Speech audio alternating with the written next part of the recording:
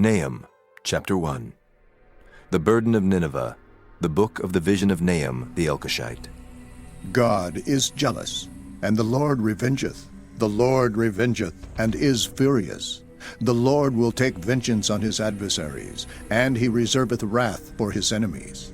The Lord is slow to anger, and great in power, and will not at all acquit the wicked. The Lord hath his way in the whirlwind and in the storm, and the clouds are the dust of his feet. He rebuketh the sea, and maketh it dry, and drieth up all the rivers. Bashan languisheth, and Carmel and the flower of Lebanon languisheth. The mountains quake at him, and the hills melt, and the earth is burned at his presence, yea, the world and all that dwell therein. Who can stand before his indignation, and who can abide in the fierceness of his anger? His fury is poured out like fire, and the rocks are thrown down by him. The Lord is good, a stronghold in the day of trouble, and he knoweth them that trust in him. But with an overrunning flood he will make an utter end of the place thereof, and darkness shall pursue his enemies. What do ye imagine against the Lord? He will make an utter end. Affliction shall not rise up the second time. For while they be folden together as thorns, and while they are drunken as drunkards, they shall be devoured as stubble fully dry. There is one come out of thee that imagineth evil against the Lord, a wicked counselor. Thus saith the Lord, though they be quiet, and likewise many, yet thus shall they be cut down when he shall pass through. Though I have afflicted thee, I will afflict thee no more. For now will I break his yoke from off thee, and will burst thy bonds in sunder.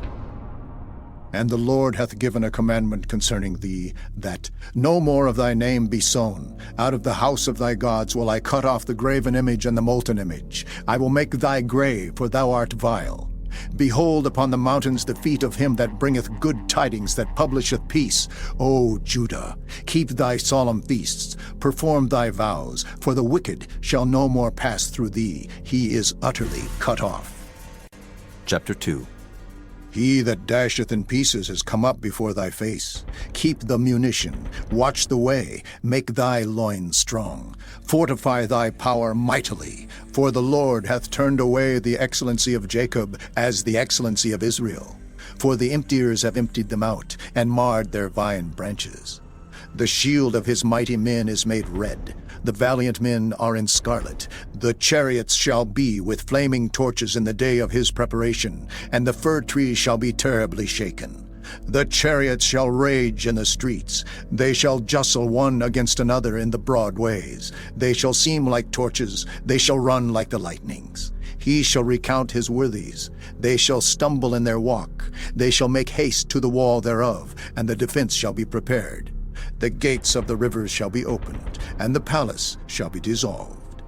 And Huzzab shall be led away captive. She shall be brought up, and her maid shall lead her as with the voice of doves, tabering upon their breasts. But Nineveh is of old like a pool of water, yet they shall flee away. Stand, stand, shall they cry, but none shall look back. Take ye the spoil of silver, take the spoil of gold, for there is none end of the store, and glory out of all the pleasant furniture.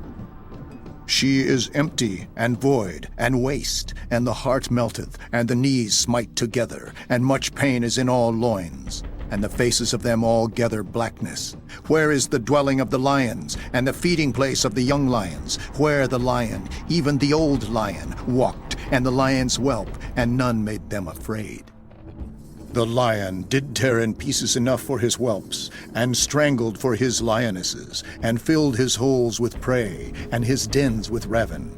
Behold, I am against thee, saith the Lord of hosts, and I will burn her chariots in the smoke, and the sword shall devour thy young lions, and I will cut off thy prey from the earth, and the voice of thy messengers shall no more be heard. Chapter 3. Woe to the bloody city! It is all full of lies and robbery. The prey departeth not, the noise of a whip, and the noise of the rattling of the wheels, and of the prancing horses, and of the jumping chariots. The horseman lifteth up both the bright sword and the glittering spear, and there is a multitude of slain, and a great number of carcasses, and there is none end of their corpses. They stumble upon their corpses. because of the multitude of the whoredoms of the well-favored harlot, the mistress of witchcrafts, that selleth nations through her whoredoms, and families through her witchcrafts. Behold, I am against thee, saith the Lord of hosts, and I will discover thy skirts upon thy face, and I will show the nations thy nakedness, and the kingdoms thy shame. And I will cast abominable filth upon thee, and make thee vile, and will set thee as a gazing stock. And it shall come to pass that all they that look upon thee shall flee from thee, and say, Nineveh is laid waste, who will bemoan her? Whence shall I seek comforters for thee? Art thou better than populous No, that was situate among the rivers, that had the waters round about it, whose rampart was the sea, and her wall was from the sea? Ethiopia and Egypt were her strength, and it was infinite. Put and Lubim were thy helpers. Yet was she carried away. She went into captivity. Her young children also were dashed in pieces at the top of all the streets, and they cast lots for her honorable men, and all her great men were bound in chains. Thou also shalt be drunken, thou shalt be hid, thou also shalt seek strength because of the enemy. All thy strongholds shall be like fig trees, with the first striped figs. If they be shaken, they shall even fall into the mouth of the eater. Behold, thy people in the midst of thee are women. The gates of thy land shall be set wide open unto thine enemies. The fire shall devour thy bars. Draw thee waters for the siege. Fortify thy strongholds. Go into clay, and tread the mortar. Make strong the brick kiln. There shall the fire devour thee. The sword shall cut thee off. It shall eat thee up like the cankerworm. Make thyself many as the cankerworm. Make thyself many as the locusts. Thou hast multiplied thy merchants above the stars of heaven. The cankerworm spoileth and flieth away.